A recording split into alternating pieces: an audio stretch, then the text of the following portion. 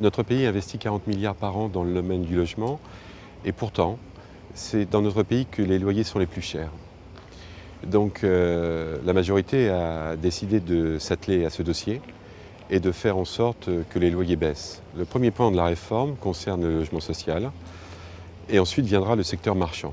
Mais pour le logement social, l'objectif a été de créer une réduction de loyer de solidarité afin que ces loyers puissent enregistrer une baisse et que le logement social soit un exemple pour la France, comme il l'a toujours été.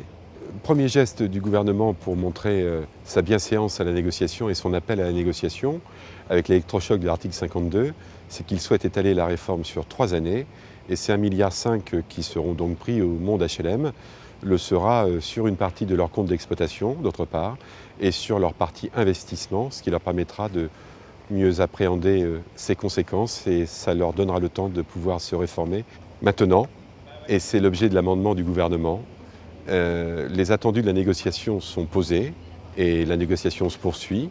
Et il y aura sans doute d'autres amendements puisque la loi de finances n'est pas encore votée, elle sera votée définitivement en deuxième lecture.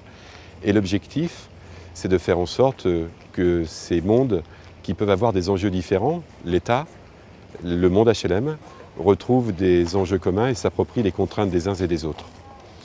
Et c'est ce qui est posé aujourd'hui, c'est un début, ce n'est pas une fin, et il est important que ça aboutisse dans l'intérêt des demandeurs de logement et des locataires.